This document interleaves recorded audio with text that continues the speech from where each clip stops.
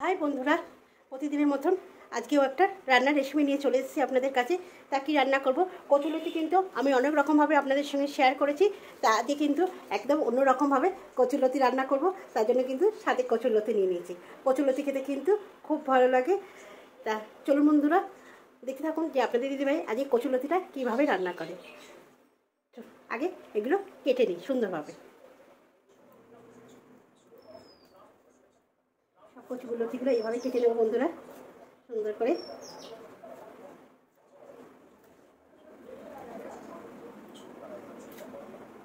আজকে দাদা নেই, দাদা গেছে ফিজিওথেরাপি করতে, তার জন্য নাহলে কিন্তু দাদা থাকলে কিন্তু আপনাদের দাদা ভাই কিন্তু আমাকে অনেক কিছু হেল্প করে দেয়। কিন্তু আজকে যেহেতু নেই, তার জন্য কিন্তু আমি একা একাই করছি বন্ধুরা। এই দেখুন, এইভাবে সাইজ করে কচুলতিগুলোকে সব কেটে দেবো।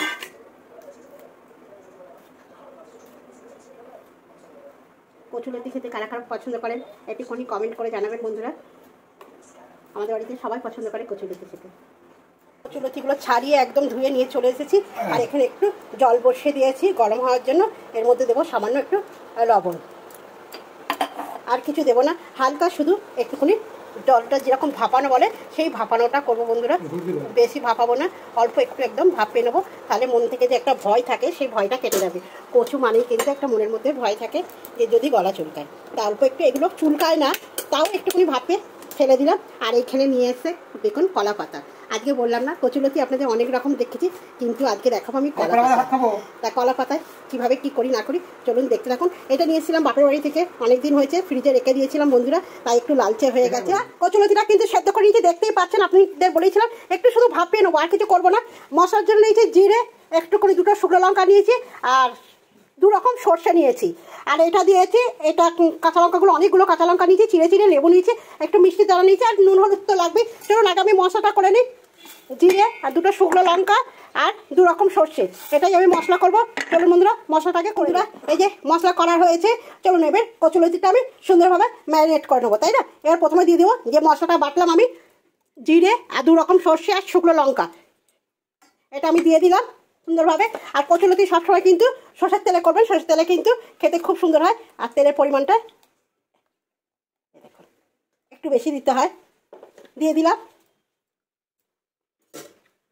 পরিমাণ মতন হলুদ, পরিমাণ মতন লবণ দিলাম, দিলাম একটু চিনির দানা, দিলাম কাঁচা লঙ্কা,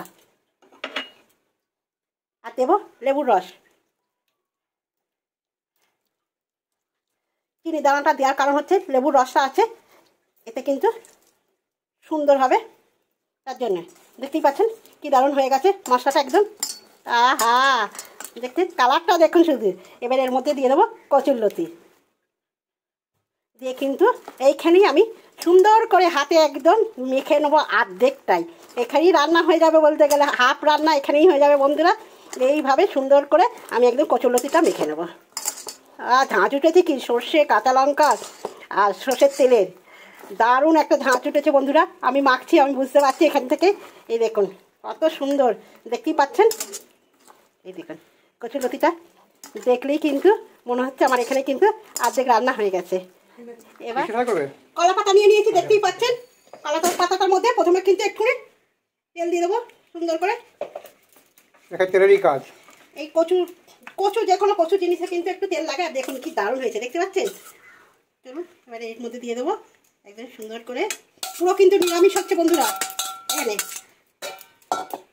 তোমরা দিয়েছো না, লেবু দিয়েছি।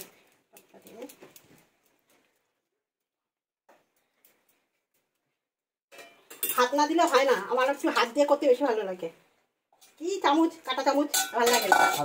আর এই দেখুন করবো, এই যে ইন্ডাকশন বসে দেবো। চলুন এবার এই দেখুন আস্তে করে একদম চলে গেল একদম।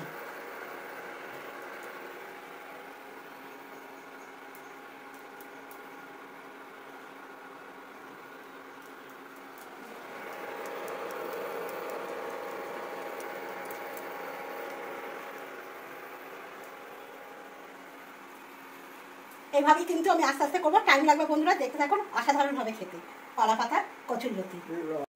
বন্ধুরা এক পিঠটা কিন্তু আমার হয়ে গেছে, দেখে বুঝতেই পারছেন, পুরো দেখুন চারিপাশটা দিয়ে কিন্তু তেল ছেড়ে গেছে। এবার কিন্তু এটা উল্টানোর পালা। এই যে এটা কিন্তু আবার কলা পাতা নিয়ে নিয়েছি, আর কলা পাতার মধ্যে কিন্তু একটু সরষের তেল মাখিয়ে নিয়েছি। চলুন বন্ধুরা এবার উল্টে দিই। থালার মধ্যে নিয়ে নিয়েছি, আর নিচে কলা পাতাটা দেখুন কেমন পুড়ে গেছে। নিয়ে কিন্তু এই যে আমি কিন্তু কলা পাতাটা এইভাবে একদম ঢাকা দিয়ে দেবো, দিয়ে কিন্তু আমি উপর করবো।